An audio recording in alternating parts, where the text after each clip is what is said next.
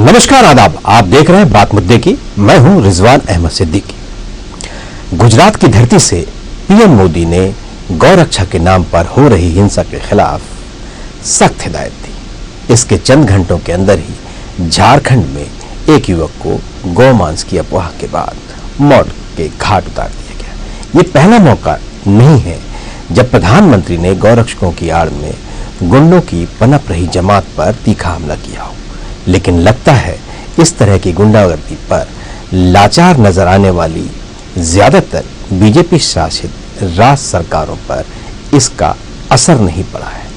आखिर गौरक्षा की आड़ में ये कैसा गुंडा राज कायम हो गया है?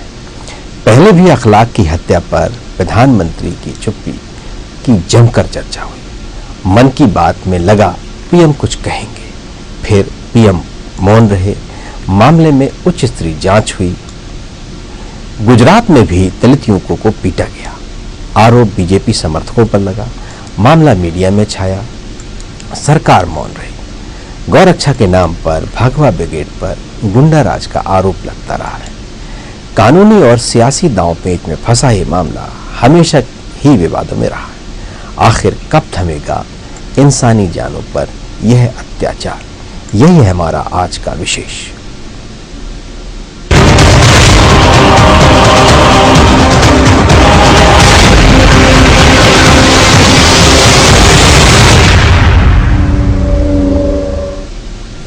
हिदायत का होगा असर, यही हमारा विशेष। इस विषय पर हम बात करेंगे अपने मेहमानों से, लेकिन उसके पहले देखिए ये हमारी खास रिपोर्ट। गौरक्षा के नाम पर किसी को मार डालना, गौरक्षा के नाम पर देश के कानून को अपने हाथों में लेना, कहीं बीफ की अफवाह पर हत्या तो कहीं पटाखे फोड़ने वालों पर देशद्रोह। आखिर क्या हो रहा है देश में? कि गाय के नाम पर किसी की हत्या की जाए, वो निर्दोष है, वो कानून का काम करेगा। इंसान को कानून हाथ में लेने का हक नहीं है। पीएम नरेंद्र मोदी की चेतावनी के बावजूद झारखंड के रामगढ़ में एक व्यक्ति को पीट कर मार दिया गया। आरोप है कि वह गौमांस ले जा रहा था। शुक्रवार को इलाके में तनाव फैला रहा। गुजरात में गौरक्षा के नाम पर दलित युवकों पर बीजेपी नेताओं की कारगुजारी। राजस्थान में गौरक्षा के नाम पर युवक से मारपीट। यूपी में बीफ की अफवाह के बाद अखलाक की हत्या। गौरक्षा के नाम पर हमेशा ही भगवा ब्रिगेड पर सवाल उठते रहे हैं। आम आदमी पार्टी ने तो सीधे तौर पर बीजेपी को ही निशाने पर लिया था। गौरक्षा के नाम पर ये कार्रवाई की गई, ये गुंडागर्दी, ये दहशतगर्दी की गई और भारतीय जनता पार्टी और उनकी सरकार पूरी तरह से मौन रही। चैंपियन ट्रॉफी में पाकिस्तान की जीत के बाद पटाखे फोड़ने पर बुरहानपुर के मोहद गांव में 15 युवकों पर देशद्रोह की धारा लगाई गई। मामले के तूड़ पकड़ने के बाद टीआई विभागीय जांच के घेरे में आ गए। देशद्रोह की धारा को बदलकर सौहार्द बिगाड़ने की धारा में बदलने के बाद सभी को छोड़ दिया गया। गौरक्षा के नाम पर अब तक 2 दर्जन लोगों को मौत के घाट उतारा जा चुका है और प्रशासन मौन बना हुआ है। पीएम एक तरफ सख्त हिदायत देते हैं और उसी दिन गौमांस की अफवाह में फिर एक युवक को मौत के घाट उतार दिया जाता है। हर तरफ सवाल है। भाई भाई का दुश्मन बनता जा रहा है। ये कौन लोग हैं जो एक दूसरे के खून के प्यासे होते जा रहे हैं? विश्वास का अभाव होता जा रहा है। ये माहौल कौन बिगाड़ रहा है देश में? और जिन पर ये ऐसे कौन लोग हैं जिन पर देश के प्रधानमंत्री की सख्त हिदायत का असर नहीं होता और लगता है कि वो प्रशासन भी प्रधानमंत्री की बात सुनना नहीं चाहता या सुनने की स्थिति में नहीं है? ये कौन लोग हैं जो इतने प्रभावशाली हो गए हैं, जो इंसान की सरेआम जान ले रहे हैं, खुलेआम चौराहे पर उसे कत्ल कर रहे हैं? इसी विषय में बात करने के लिए हमारे साथ हमारे स्टूडियो में मौजूद हैं भारतीय जनता पार्टी के नेता शैलेंद्र प्रधान, कांग्रेस के नेता शाहवर आलम, संस्कृति बचाओ मंच के चंद्रशेखर तिवारी, मुस्लिम विकास परिषद के मोहम्मद माहिर खान और वरिष्ठ पत्रकार राजनीतिक समीक्षक पंकज पाठक। आप सभी का बहुत बहुत स्वागत है। पंकज जी, आपसे भी शुरू करते हैं इस चर्चा को। ये क्या देख रहे हैं आप? प्रधानमंत्री की बार बार सख्त हिदायत, वो अपील भी नहीं कर रहे हैं, सख्त हिदायत दे रहे हैं। हाँ, एक बार प्रधानमंत्री ने जरूर कहा था कि मेरे उन दलित भाइयों को मत मारो, मुझे मारो, इस तरह से कुछ उन्होंने कहा था। मैं उनकी शब्द वास्तविक तौर पर मैं यहाँ नहीं कह पा रहा हूँ, लेकिन उन्होंने कहा कुछ ऐसा ही था। और ये क्या हो रहा है कि प्रधानमंत्री ने कुछ घंटे पहले कुछ कहा और उसके बाद फिर सड़क पर एक इंसान कत्ल कर दिया गया। देखिए, अगर किसी मुद्दे को लेकर राष्ट्र में अराजकता फैलती है तो उसे 1 घंटे में नियंत्रित किया जा सकता है अगर हमारी राजनीतिक इच्छा शक्ति हो तो, क्योंकि जिसकी सरकार है उसका शासन है और उसी के पास पूरा सुरक्षा का और प्रशासन तंत्र का बल है।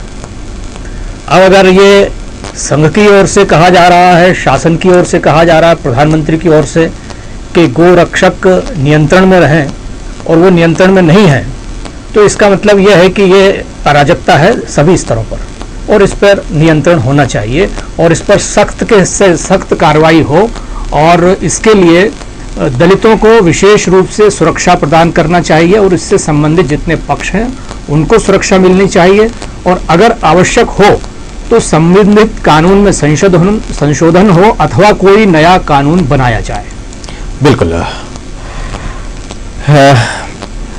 शावर आलम, जिस तरह से जगह जगह कई तरह की बातें सुनने मिलती हैं, कहीं हिंदुस्तान पाकिस्तान के मैच को लेकर भी लोग तनाव का जरिया बना लेते हैं। कोई कहता है फलाने पटाखे फोड़े, कोई कहता है कि ये नहीं हुआ, लेकिन इन सब के बीच हमारा जो सांप्रदायिक सद्भाव है उसको बिगाड़ने का एक षड्यंत्र चल रहा है। क्या लगता है आपको? रिजवान जी, पहली बात तो ये कि ये प्रधानमंत्री जी की हिदायत नहीं, ये सियासत है, क्योंकि गुजरात के चुनाव करीब हैं। आप देखिए कि जब उत्तर प्रदेश में अखलाक का मामला हुआ था, जहां गोमांस के आरोप में उसे पीट कर हत्या कर दी गई थी, तब प्रधानमंत्री जी चुप थे। जब उन्होंने दलितों के साथ सार्वजनिक रूप से पिटाई कर दी गई, उनको अधमरा कर दिया गया, तब प्रधानमंत्री जी का बयान नहीं आया। तब 25 दिन के बाद संसद में उन्होंने निंदा व्यक्त की थी। इसी तरह झारखंड में जो हत्या हुई, इसी प्रकार से राजस्थान में जो पहलू खान को मारा गया, तब भी कोई इतने गंभीर नहीं थे। और अगर कोई कहीं गंभीर होते हैं तो वो ये कहते हैं कि मेरे दलित भाइयों को, मेरे दूसरे भाइयों को आप मत मारो, मुझे गोली मार दो। मैं समझता हूं कि भारत में अपराधियों के लिए इतना असहाय प्रधानमंत्री आज तक नहीं हुआ। ये सीधी सीधी कोई हिदायत नहीं है। आप ये देखिए, गौमांस का जहां भी आरोप लगाए जाते हैं आज तक सिद्ध नहीं हुए।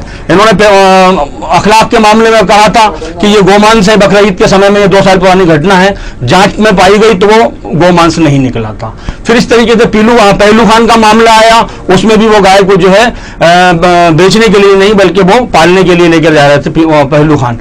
दलितों का जो मामला आया, जितने भी मामले आए ये सब फर्जी मामले हैं।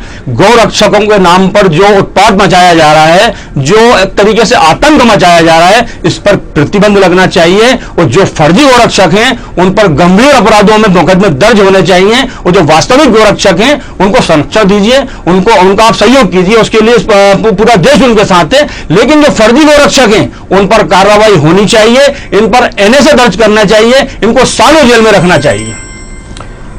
मोहम्मद भाई, आप काफ़ी कुछ लिखते रहे हैं वक्त वक्त पर इन सब चीज़ों पर, और एक आपसी भाईचारे के लिए भी आप कोशिश करते रहे हैं।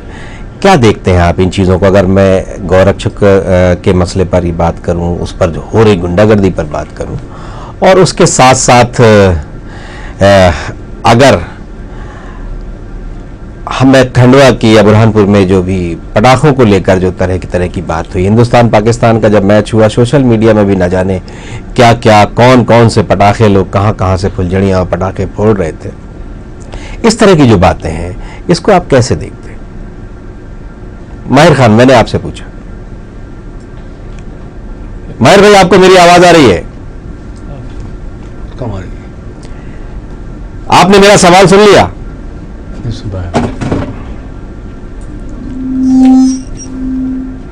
मेरा सवाल आपसे यह है कि वो कौन लोग हैं जिनकी वजह से ये माहौल खराब हो रहा है, ऐसा क्या क्यों हो रहा है, आपको क्या लगता है इसके पीछे? कभी गाय के नाम पर और कभी हिंदुस्तान पाकिस्तान की जीत के पटाखों के नाम पर ये जो तनाव फैलाया जाने की कोशिश है, इसे आप कैसे देखते हैं?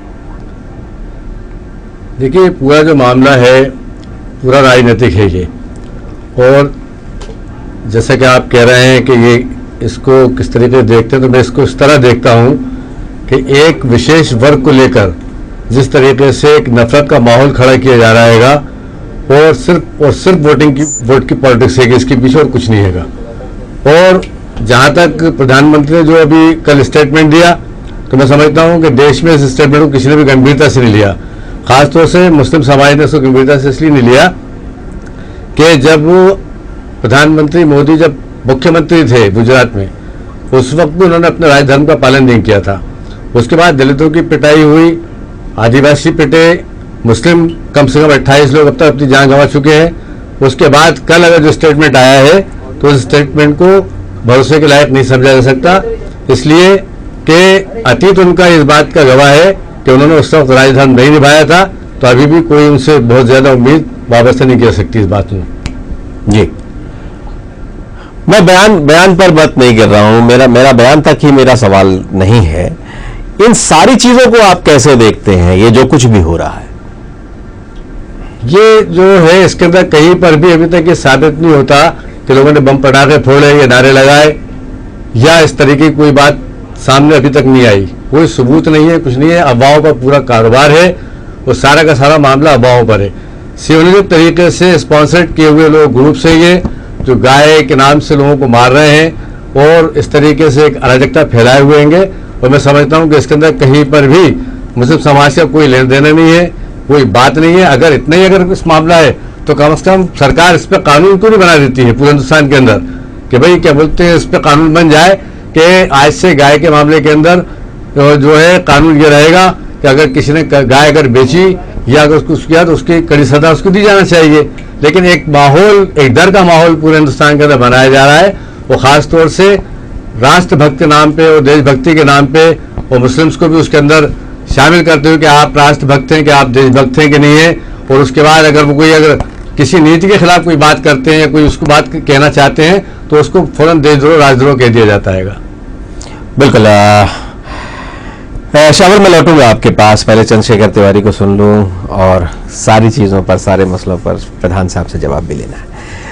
चंद्रशेखर तिवारी, प्रधानमंत्री लगातार कह रहे हैं, एक कार्यक्रम में आप मेरे साथ थे जब पहली बार प्रधानमंत्री ने इस पर कुछ बयान दिया था, उस कार्यक्रम में भी आप मेरे साथ थे। उस समय आपको प्रधानमंत्री के उस बयान पर बहुत एतराज था, लेकिन क्या आज इतने दिनों बाद लगातार हत्याएं हो रही हैं, लगातार सड़कों पर गुंडागर्दी हो रही है, उससे आपको नहीं लगता कि ये अभियान जो आपका है वो भी बदनाम हो रहा है और गुंडे जो हैं कानून अपने हाथ में लिए हुए?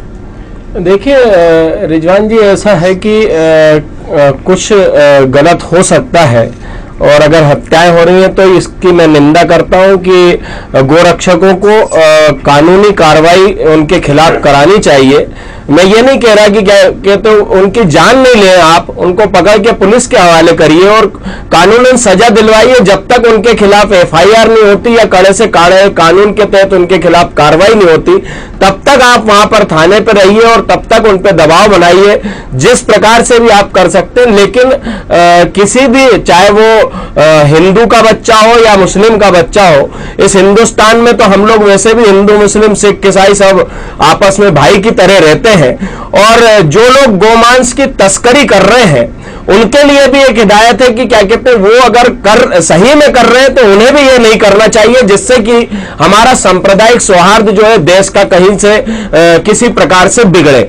मेरी आपत्ति उस समय मोदी जी के उस बयान पे थी रिजवान जी, कि उन्होंने कहा था कि 90% लोग जो है गोरक्षा के नाम पर गलत काम कर रहे हैं। तो हाँ, तो मैं आज भी उस बयान के विरोध में हूं कि 90% नहीं, शासन आपका, आप इस देश के राजा है, आप जांच करवाइए, गौशालाएं कौन सी सही चल रही है, कौन सी फर्जी चल रही है, कौन लोग आप गोरक्षकों को रजिस्टर्ड करिए ना, आप अपनी संस्थाएं बनाइए, जो भी आपकी संस्थाएं उनके जैसे हम लोग जब बजरंग दल में काम करते थे, हम लोगों के पास गोरक्षा के कार्ड हुआ करते थे और हम उस कार्ड को दिखा के ही ट्रकों को रोकते थे। शासन प्रशासन हमारे साथ रहता था। आपको घटना मालूम होगी, मिसरोद के पास भी हम लोगों ने 2 ट्रक गाय पकड़ी थी। आप रिजवान जी जब यही भोपाल में थे, आपके सामने की बात है, बहुत पुरानी बात नहीं है, लेकिन कानून अपने हाथ में लेना मैं भी स्वयं विरोध करता हूं। और चाहे वो मुस्लिम के परिवार के हो, चाहे दलित के हो। और आज हम लोग मुझे इसमें भी ऐतराज है कि हम बार बार दलित की बात करते हैं। आखिर इंसान तो इंसान है, सब एक ही मां की कोख से जन्मे हैं। जात किसी की नहीं होती। जात तो हम जब पैदा हो जाते हैं, जिस घर में हम पलते पुसते हैं, उस घर के जात के हो जाते हैं। जातों पे बांटना भी हम हिंदुस्तान को बंद करेंगे तो हमारा भाईचारा शायद बरकरार ज्यादा रहने में उत्तम होगा। और मैं फिर से कहूंगा कि जो लोग भी इस प्रकार का कार्य कर रहे हैं वो कानूनन कार्रवाई कराएं और इस प्रकार की घटनाओं को अंजाम न दे, जिससे कि देश में छवि बिगड़े। आपको लगता है कुछ लोग ऐसे हैं कि इसकी आड़ में गुंडागर्दी कर रहे हैं? देखिए रिजवान जी, इसमें कुछ लोग गुंडागर्दी कर रहे हैं वो भी मैं मान सकता हूं, और कुछ लोग गो तस्करी कर रहे हैं, गो मांस की सप्लाई कर रहे हैं, ये भी सत्य है। जरूरी नहीं है। मैं आपकी उस बात को काटूंगा जिसमें आपने कहा कि उन पे रासुका लगा दी गई। हिंदुस्तान में अगर हम रह रहे हैं, हिंदुस्तान की हम खा रहे हैं, हिंदुस्तान की हम बजा रहे हैं, लेकिन बजा हम वहां की रहे हैं, पाकिस्तान जीतता है तो हम क्यों? आपकी फुटेज में मैं देख रहा हूं कि पीछे पाकिस्तान का झंडा लगा हुआ है और नारेबाजी का फोटो है वो। तो आप ये बताइए ना कि जब हम हिंदुस्तान में रह रहे हैं तो हमें हिंदुस्तान की बजाना चाहिए कि पाकिस्तान में? अरे आप पाकिस्तान में 4 दिन तो गुजार के देखिए, आपको वहां पर क्या स्थिति का सामना करना पड़ेगा। ये आप पत्रकार हैं, आप तो पूरे देश की जानकारी रखते हैं, मुझसे ज्यादा आपको इसमें जानकारी होगी। मैंने अपने इस कार्यक्रम का विषय वो भी बनाया था जो बुरहानपुर में जो जिस तरह से मामला दर्ज हुआ उसको बनाया था, लेकिन वहां ना कोई झंडा मिला है, ना कोई नारा मिला है। और यहां तक वो तो कश्मीर की कुछ हिस्सों में इस तरह की चीजें होती हैं, इसकी हम सब मिलकर निंदा करते हैं, इसलिए हम उसको भी दिखा रहे हैं, उसको इसलिए दिखा रहे हैं। लेकिन वहां जो शिकायत करता है उसने भी मना कर दिया कि उस दिन था ही नहीं वहां, और वो थाना प्रभारी साहब ने जिस तरह से कार्रवाई की है उस पर कई सवाल खड़े होते हैं। लेकिन इसके साथ साथ राज्य सरकार ने बहुत निष्पक्षता से वहां जांच कराई। रिजवान जी, भोपाल में भी कई जगह फटाके फोड़े गए। हम लोग अमन चैन बनाए रखने वाले लोगों में से है, क्योंकि अभी पिछले कुछ ही दिन पहले की घटना है, आपके सामने है। अगर हिंदू और मुस्लिम दोनों ने सांप्रदायिक सौहार्द ना बनाया होता तो इस भोपाल शहर की फिजा क्योंकि मैं स्वयं उस भवानी चौक पे मंदिर में उपस्थित था। मैं लौटूंगा आपके पास, मैं आपके पास लौटूंगा चंद्रशेखर तिवारी, और कुछ बातें और भी समझने की कोशिश करूंगा आप सभी लोगों से। इसलिए कि हत्या तो एक व्यक्ति की होती है और उसकी हत्या में दर्जन भर से ज्यादा, कम से कम दर्जन भर से ज्यादा लोग नामजद होते हैं, जेल जाते हैं। तो बर्बाद हो कौन रहा है? आखिर देश का युवा ही बर्बाद हो रहा है। उधर एक तरफ मारा जा रहा है और एक तरफ हजारों की संख्या में जेल जा रहा है। ये कौन करा रहा है लोगों के साथ? इसके बारे में भी हमें चिंता करनी चाहिए। और मैं प्रधान साहब की तरफ आता हूं। प्रधान साहब, प्रधानमंत्री की अपील का असर कोई नहीं हो रहा, क्या है? कुछ सख्त कानून बनना चाहिए, इस पर कुछ सख्ती होनी चाहिए हर तरफ। उदाहरण दूंगा जी, ये एक तो आप दे रहे जी, दूसरा जम्मू कश्मीर में श्रीनगर में मस्जिद के सामने पुलिस वाले को जी भीड़ में पीट कर मार डाला। इत्तेफाक से उस दिन भी शायद आप उस चर्चा में मेरे साथ थे जिस पर हमने चर्चा की। मुझे बोल लेंगे जी। दूसरा केरल में जी आरएसएस के कार्यकर्ता जी वहां पीट कर मार डाला जी। प्रकरण अभी माहिर भाई बोल रहे थे, हम इस विषय से बाहर चले कि इसी पे रहना है? विषय को सिर्फ एक यूनिट के रूप में नहीं समझ सकते। आज हमारा विषय प्रधानमंत्री के उस बयान पर है, प्रधानमंत्री के उस हिदायत पर है जिसमें वो गौ के नाम पर होने वाली हिंसा पर उन्होंने सख्त ऐतराज जताया है। आज हमारा विषय ये है। केरल में अगर किसी ने गौ मांस खाया सार्वजनिक तौर से, उसका विषय तो आप ले सकते हैं, लेकिन मुझे लगता है कि केरल में जो हिंसा हो रही है हर तरफ लोग मारे जा रहे हैं, कोई एक दल का व्यक्ति या कोई एक नहीं, ये विचारधाराओं की लड़ाई है और मारे सभी जा रहे हैं केरल में। इस पर भी किसी दिन चर्चा कर लेंगे, लेकिन मेरा आग्रह यह है कि अगर हम सिर्फ इस विषय पर रहे तो चर्चा में ज्यादा आसानी होगी। नहीं तो आप ये सिर्फ कहना चाहते हैं जी। कि मुस्लिम्स मारे जा रहे हैं जी। पर अगर कहीं मुस्लिम्स मार रहे हैं जी। और मुस्लिम को ही मार रहे जी। हैं तो ये विषय से बाहर है क्या? मैं ये समझना चाह रहा हूँ। मेरा विषय बहुत अच्छा है साहब, उस पर जो कहना है कहिए, किसी की कोई उस पर कोई वो नहीं है, लेकिन मैं हिंदू मुस्लिम पर नहीं लड़ रहा, मैं इस पर चर्चा नहीं कर रहा हूं। मैं इस पर चर्चा सिर्फ इतना कर रहा हूं कि गौ रक्षा की आड़ पर प्रधानमंत्री कह रहे हैं गुंडागर्दी हो रही है। आप क्या कहेंगे और कैसे रुकना चाहिए ये? देखिए, ये किसी की हत्या करना जी किसी भी धर्म में जी अपराध नहीं है जी, वर्जित है। जी मुस्लिम धर्म में भी है, हिंदू धर्म में भी है जी। और जो इस तरह की घटनाएं कर रहे हैं जी वो प्रधानमंत्री कह रहे हैं ऐसा नहीं है, जी। ये हमारे शास्त्र कहते हैं जी पर फिर भी हो रही है। प्रधानमंत्री अपील कर सकते हैं, सब राज्यों से कह सकते हैं, पर इसका मतलब आप क्या उनकी निष्ठा या उनके संदेश को मैंने ओवैसी जी का कहा सुना था, अभी कल ही टीवी पे आ रहा था, तो ये मैं ये नहीं सोच पाता हूं कि जब सिख का दंगा होता तो उतना हल्ला नहीं मचता, जब जम्मू एंड कश्मीर से हिंदुओं का पलायन होता तो उतना हल्ला नहीं मचता, जब कहीं गौ हत्या के नाम से एक आध हमारे मुस्लिम भाई की पीट पीट कर हत्या कर दी तो सबसे ज्यादा डिस्कशन इस पे बुद्धिजीवियों के बीच में और दिल्ली तक जंतर मंतर पे धरना हो जाता है। क्या ये कोई सुनियोजित षड्यंत्र है कि ये सुबोटो है? जी कह लीजिए, कहिए, फिर मैं सवाल पूछ लूंगा अपने मेहमानों से इस बारे में। आपने जो सवाल किया है, नहीं मेरा प्रश्न क्लियर है जी। अपन मतलब आपको लगता है मतलब आपको लगता है कि जैसे पंजाब में आतंकवाद का माहौल था, जैसा अभी कश्मीर के तीन जिलों में आतंकवाद का माहौल है, वैसा पूरे देश में माहौल है, इसलिए कोई कहीं भी अपने हाथ में कानून ले लेगा। कोई मतलब वो सब तुलना है, एक जैसी तुलना है सारी चीजों में। नहीं, आपने बर्धमान की घटना का खुद आपने सुना है जी।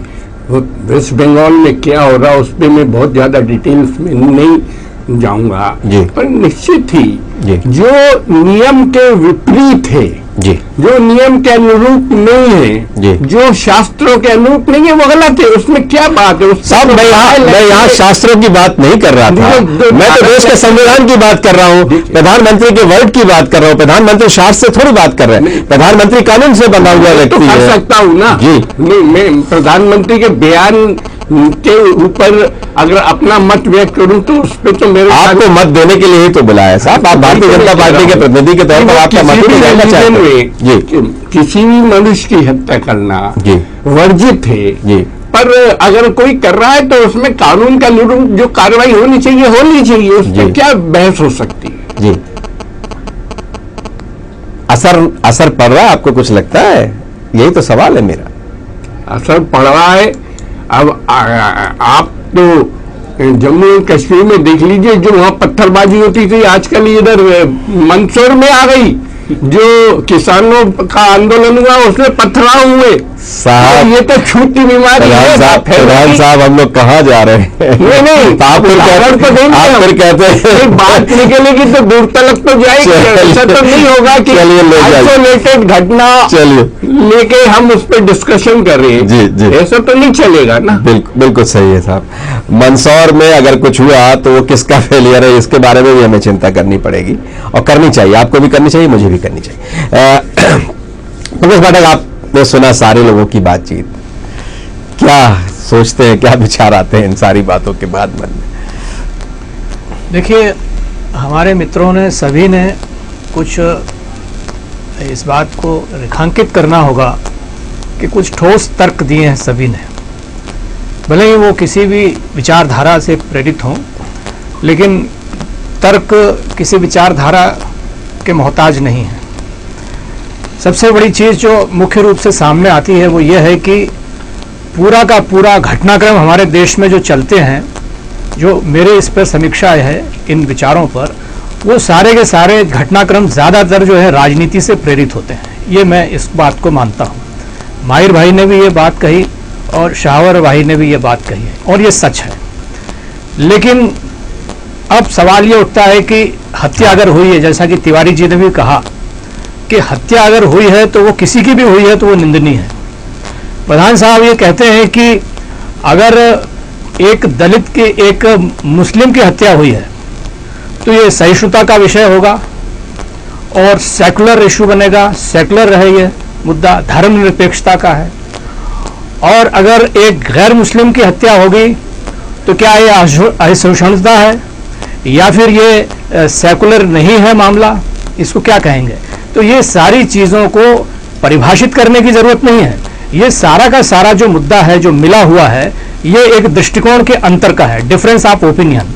तो हमें ये देखना होगा कि अगर हम सारी चीज़ों का हल राजनीति के आधार पर करते हैं, नैतिक मूल्यों के आधार पर नहीं करते हैं, शासन तंत्र के आधार पर नहीं कर सकते हैं, और अगर हम एक स्टेट के रूप में काम नहीं कर रहे हैं, स्टेट से मेरा मतलब है कि एक राज्य की तरह, एक संप्रभु देश के रूप में अगर हम काम नहीं कर रहे हैं तो ये हमारी किसी भी हिंसा की, और वो कोई भी हो, अगर किसी के द्वारा भी प्रेरित है, और अगर मंदसौर की घटना हो या जम्मू कश्मीर की हो या पूना की हो या केरल की हो या अभी हाल में जो हुई है वो घटना हुआ, या गुजरात में तो जो लोमहर्षक कांड सामने आया वो सबको मालूम है, जितने भी हिंदुओं की हुई हो या मुसलमानों की हुई हो, दलितों की हुई है जो कि हिंदू ही हैं, तो ये सभी निंदनीय है। और इसके लिए जैसा कि मैंने पहले कहा कि अगर हम इस पर कोई संविधान में संशोधन नहीं करते हैं, किसी नियम में, क्योंकि नियम हमारे पास बहुत है और उसमें से हम संशोधन भी कर रहे हैं हर लोकसभा में। नियम नहीं, नियत का मसला, यहाँ मसला नियत का है।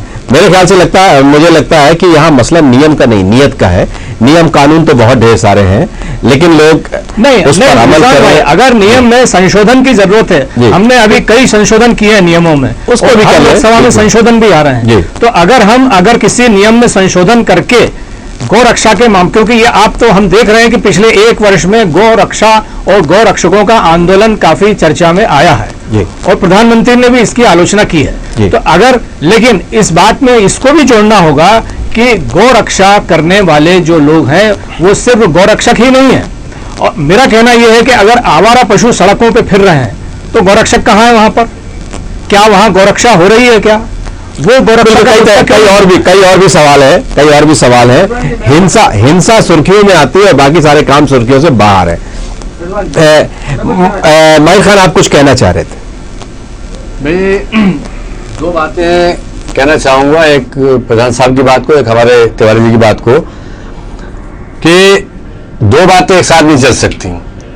एक जगह आप घटना की निंदा करें और दूसरी जगह आप एक समुदाय, एक समाज को आप कदम खड़े करने की कोशिश करें। आप ये दो बातें एक साथ नहीं चल सकती।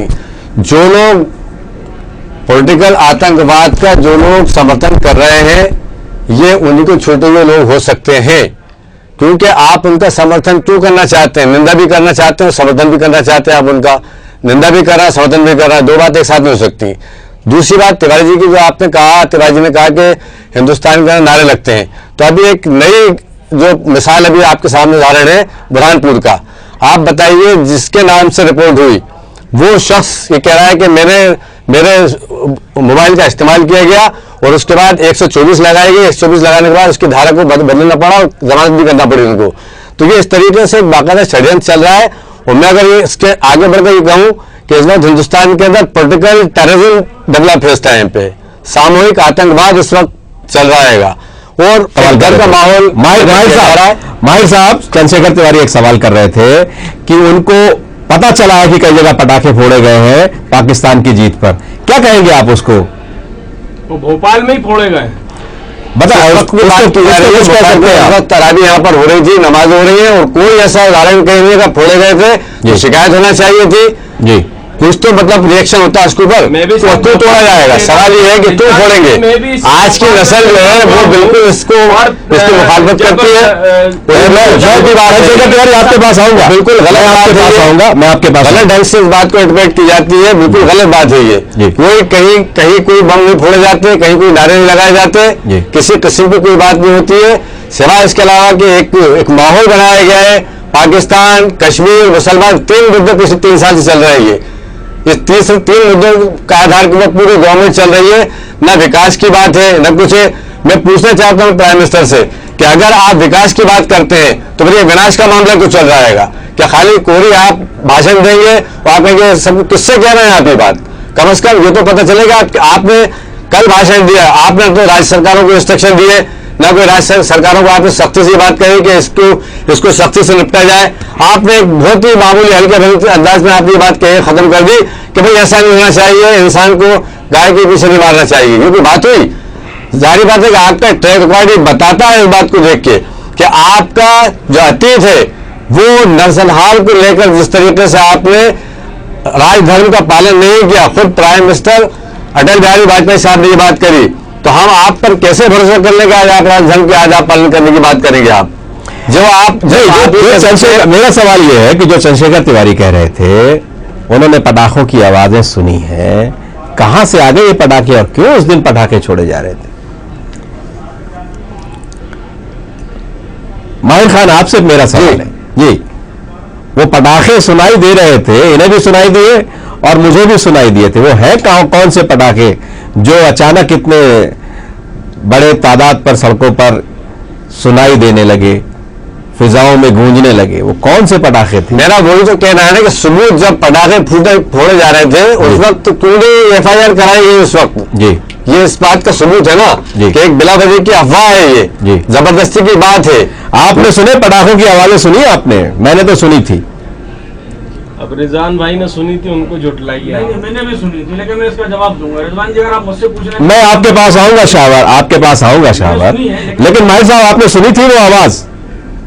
मैंने सुनी पटाखों की आवाज, उसी पुराने भोपाल में था, उधर से मैं इस तरफ होशंगाबाद की रोड की तरफ आता हुए कई जगह मैंने पटाखों की आवाज सुनी। आप पटाखों की बात कही जा रही है, उस दिन वहां पर तराबी होती है, वो दिन इत्तेफाक से वो दिन था जब तराबी खत्म होती है, और ये एक आम बात है। अगर पुराने भोपाल के अंदर रहने वाले जो लोग हैं, खुद हमारे प्रधान साहब अगर वो यहाँ मौजूद है, वो खुद इस बात की तस्दीक करते कि भोपाल के अंदर जब कुरान पाक खत्म होता है तराबी का, उस वक्त बाकायदा गोले छोड़े जाते हैं, पटाखे फोड़े जाते हैं उस वक्त में।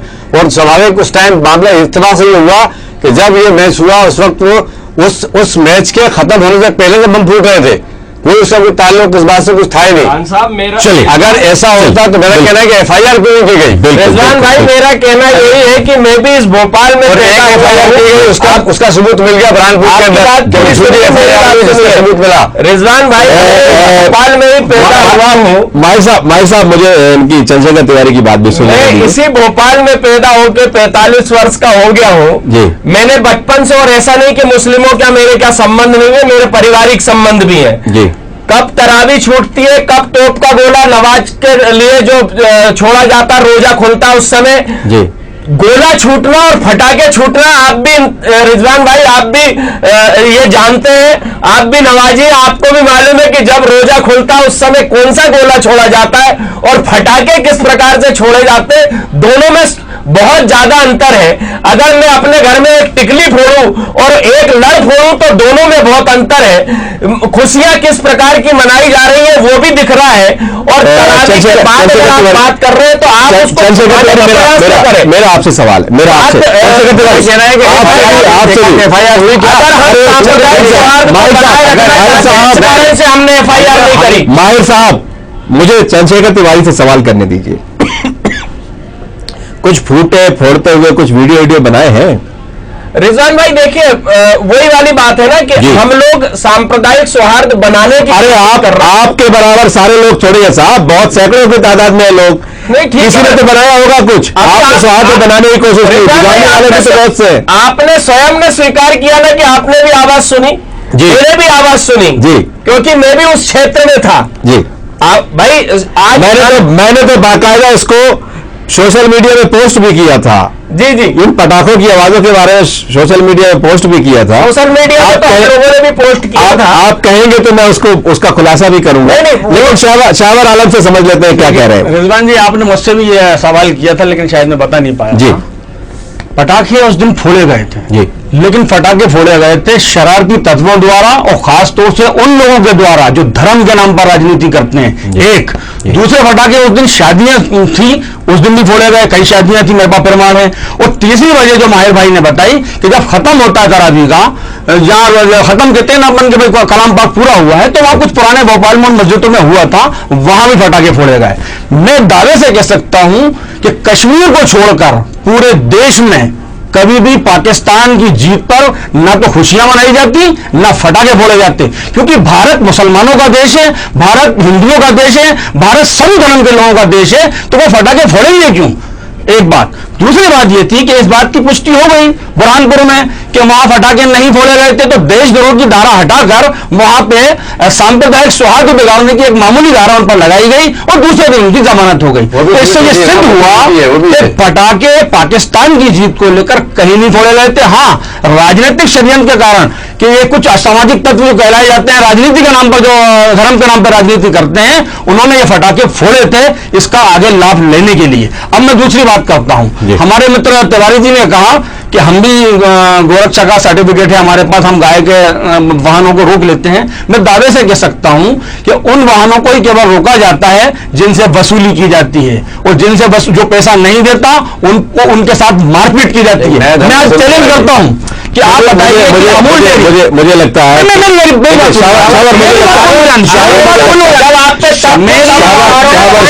चंद्रशेखर तिवारी मैं आपके पास लौटूंगा, चंद्रशेखर तिवारी मैं आपके पास लौटूंगा, मैं आपके पास आऊंगा, उसका जवाब देने का मौका दूंगा आपको। शावर मेरा ये मानना है, शावर मेरा मानना यह है कि हर जमात में हर तरह के लोग होते हैं। मेरा निवेदन तो सुन लीजिए। और हर जमात में होते हैं। सुनिए, आप ऐसा नहीं कह सकते। मैं दावे से कह रहा हूं। देखिए, मेरा ये कहना है कि अमूल डेयरी के पास 2.5 लाख गाय हैं जिसका दूध पूरा इंडिया पीता है। क्या किसी गौरक्षक ने अमूल डेयरी पे छापा मारा कि आपकी गाय जब मृत अवस्था में आती हैं, बूढ़ी हो जाती हैं, तो वो कत्ल कहा जाती हैं या उनका अंतिम संस्कार होता है ना? एक दूसरा, उत्तर प्रदेश की पराग डेयरी, उसके पास लगभग 1.5 लाख गाय हैं। भोपाल दूध संघ, उसके पास 1 लाख गाय हैं। क्या किसी गौरक्षक ने इन डेयरियों पर धावा बोला कि आपकी गाय जब मृत अवस्था में आती हैं तो वो कहां जाती हैं? दूसरी बात, छोटे दुकानदारों पर आप आरोप लगा देते हैं कि यहां गोवध होता है। मेरा यह कहना है कि देश में जितनी भी बड़ी फैक्ट्रियां हैं जो गोमांस जो मांस निर्यात करती हैं, क्या आपने कभी उन पर मुझे लग रहा आप भी विषांतर हो रहे हैं।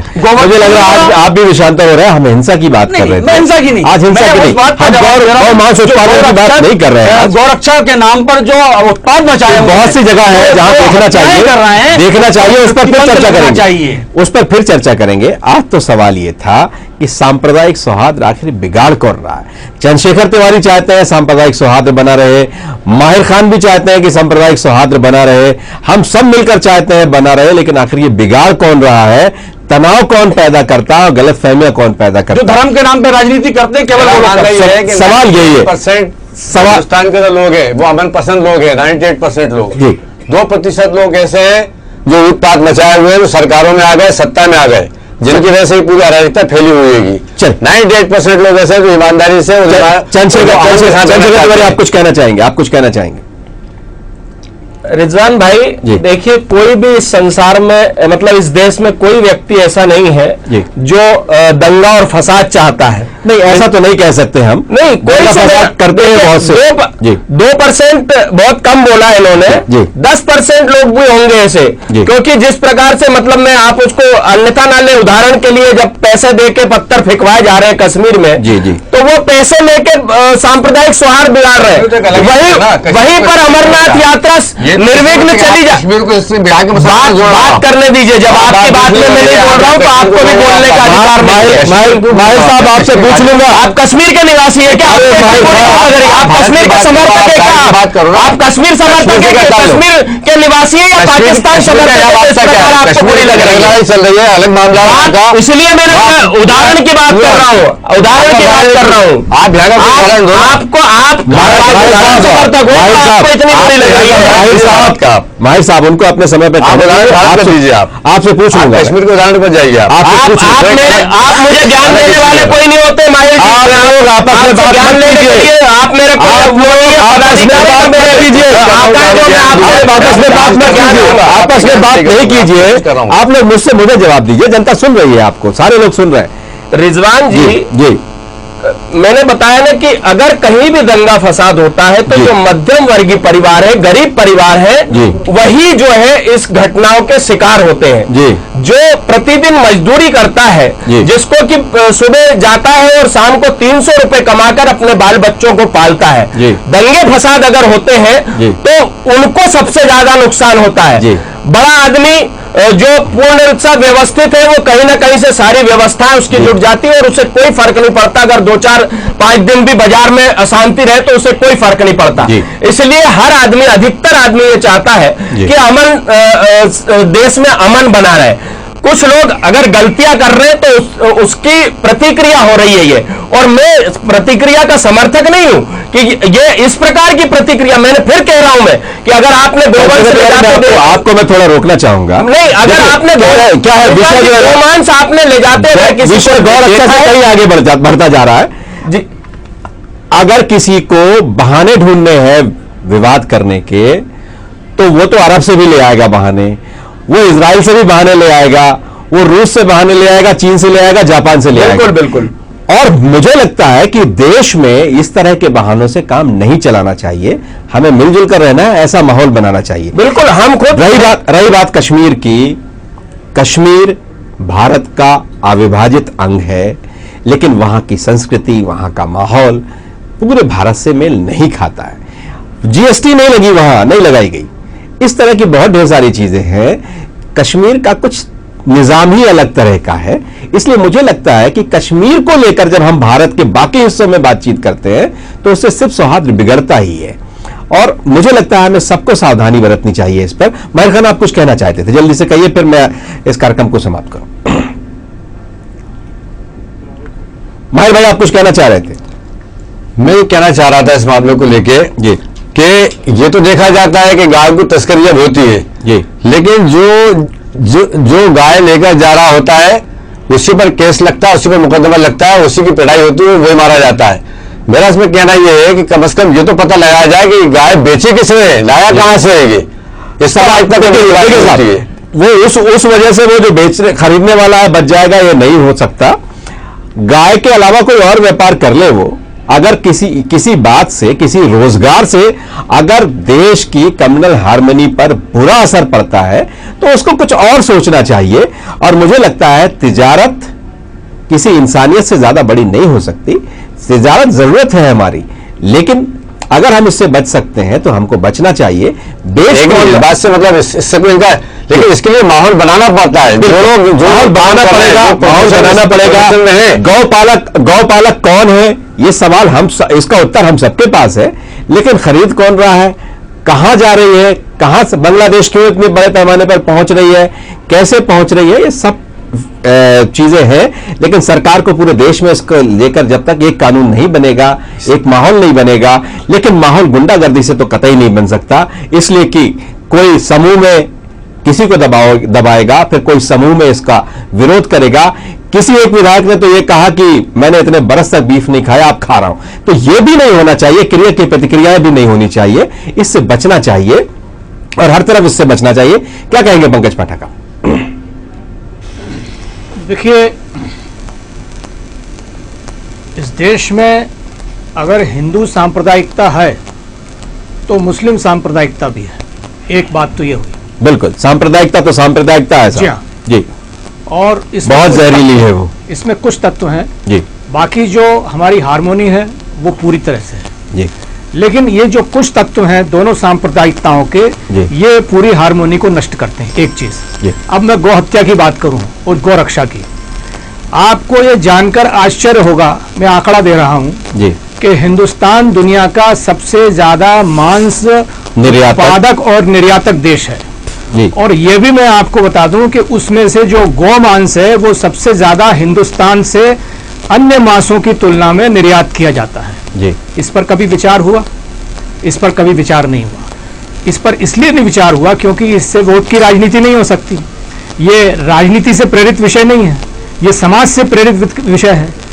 तो सबसे पहले हमें अगर हमें कोई एक किसी विषय को लेकर हम उस पर कायम रहना चाहते हैं तो सबसे पहले मैं तिबारा इस बात को बोलूँगा कि अगर गौ की रक्षा करनी है वास्तव में, और रक्षा होनी चाहिए क्योंकि वो हर तरह से उपयोगी है, हमारी जीवन शैली से जुड़ी हुई है, वो दवाओं के लिए उपयोगी है, वो हमारे खान पान से जुड़ी हुई है, तो उसकी रक्षा तभी हो सकती है कि जब हम सांप्रदायिकता से हटकर और राजनीति से हटकर उसके समर्थन में कोई कानून बनाए या कानून में संशोधन करें। बिल्कुल, आने वाले वक्तों पर इस तरह के कानूनों में से भी कई तरह की विसंगतियां पैदा होंगी, लेकिन आज हमको अपना भाईचारा बचाना है तो लगता है कि सबको मिलजुल कर इस पर एक निर्णय लेना पड़ेगा सरमतेन। कोई दबाव बनाने से काम चलेगा नहीं, इस पर तो स्वाभाविक निर्णय होना चाहिए। कई मुस्लिम कोटेशंस भी दिए जाते हैं कि पैगंबर मोहम्मद ने ऐसा कहा और उन्होंने कहा कि ये जो है गाय का जो गोश्त है वो कई बीमारियों का घर है, दूध जो है वो बहुत मुफीद है, ऐसी भी कई बातें हुई और इसको सबको समझना पड़ेगा। लेकिन जब आप इल्जाम एक दूसरे पर थोपते हैं, कई तरह की बातें करते हैं तो कई तरह की तकलीफें होते हैं। चंद्रशेखर तिवारी, आपका सवाल था और शाहवर आलम भी इस बात को कह रहे थे, मोहम्मद बाहिर खान से भी मैंने ये बात सवाल पूछा था। मैंने भी उस दिन पटाखों की आवाज सुनी थी और पटाखे बजते भी देखे थे, लेकिन मैंने जो सुनी और जो देखा वो जो आप सोचते हैं या जो अफवाहें हैं उसकी तरह नहीं थे। उस दिन मैंने एक सोशल मीडिया पर एक पोस्ट भी लिख डाली थी और बाद में उस पर एक लेख भी लिखा था। मैंने जो देखा था कि घोड़े पर सवार होकर कुछ कटार बांधे हुए लोग घोड़े पे सवार और बहुत ढेर सारे लोग उसके समूह के आगे नाचते झूमते हुए चले जा रहे थे। 3-3 नक्षत्र एक साथ थे, शादियों का दिन था और बहुत खुशियों का माहौल था, लेकिन न जाने कौन कहां से क्या बैठे बैठे सोचता है। वजह सिर्फ यही है कि हमारा शक बहुत ज्यादा बढ़ गया है एक दूसरे पर, हम भरोसा ही नहीं कर पाते और भरोसा नहीं कर पा रहे हैं, इसीलिए हम इस तरह की बातों को बहुत जल्दी मान लेते हैं कि हो सकता है ऐसा हुआ हो। मैं इस बात से इंकार भी नहीं करता कि किसी ने पटाखे ना फोड़े हो, किसी ने खुशी ना मनाई हो सकता है कुछ लोग ऐसे भी हो, लेकिन ज्यादातर ऐसे नहीं है। लेकिन कुछ की तोहमत सब पर लगाई जाती है, इससे हमारा माहौल खराब होता है। पंकज पाठक आप हमारे साथ जुड़े, मोहम्मद माहिर खान आप हमारे साथ जुड़े, चंद्रशेखर तिवारी आप हमारे साथ जुड़े, शाहवर आलम आप हमारे साथ जुड़े और चलन प्रधान आप हमारे साथ जुड़े, आपका बहुत बहुत धन्यवाद। मकसद हमारा सबका यही है कि हिंदू मुस्लिम सिख ईसाई आपस में सब भाई भाई और हम सब मिलजुल कर रहे हैं, एक दूसरे की सांप्रदायिक भावनाओं का भी जो धार्मिक भावनाएं हैं उसकी भी कद्र करें। एक दूसरे की जब कद्र करेंगे तो देश आगे बढ़ेगा और एक दूसरे से जूझते रहेंगे तो ठहर से जाएंगे, और जब हम ठहर जाएंगे तो पड़ोस हमारा दोस्त तो नहीं है। हर तरफ पड़ोसी कहीं ना कहीं हमको आंखें दिखाता है, कोई हमारी गाय खरीद लेता है, कोई हमारे आतंकवादी भेज देता है और कोई आतंकवादियों को संरक्षण दे देता है। ऐसे बहुत से माहौल है, इसलिए हमको सबको मिलना पड़ेगा और सारे जहां से अच्छा हिंदुस्तान हमारा, ये हमको बाआवाज़ बुलंद कहना होगा और यही हमारी पहचान है और यही हमारी संविधान की मंशा भी है। हमारे इस कार्यक्रम में बस इतना ही। खबरों का सिलसिला जारी रहेगा, हम कल फिर मिलेंगे एक नए मुद्दे के साथ, तब तक मुझे दीजिए इजाजत।